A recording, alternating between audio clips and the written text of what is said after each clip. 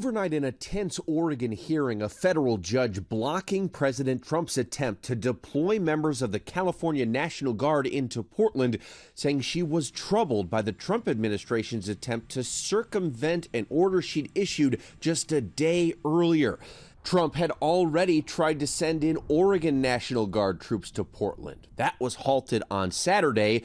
The administration then tried on Sunday to send the troops in from California. Then late last night, Judge Karen Immerget, a Trump appointee, issued a new, broader order prohibiting the administration from using federal control to send any state's National Guard into Oregon, and pressing the government's attorney, saying, quote, "You are an officer of the court. Do you believe that this is an appropriate way to deal with my order, or an order that a judge issues that you disagree with, or is that an appropriate mechanism to appeal as you have done?" Over the weekend, federal officers clashed with demonstrators at the ICE headquarters in Portland, firing pepper balls and flashbangs. Portland police say they did not observe any person or property crimes committed and no arrests were made.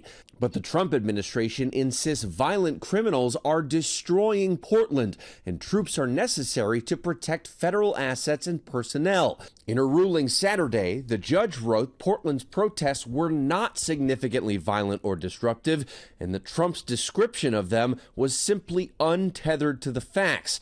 That deploying the Oregon National Guard likely exceeded his constitutional authority. The state's attorney general pushing back against the president. As the president, you must have an actual facts based on reality, not social media or just your gut feeling if you want to mobilize the military.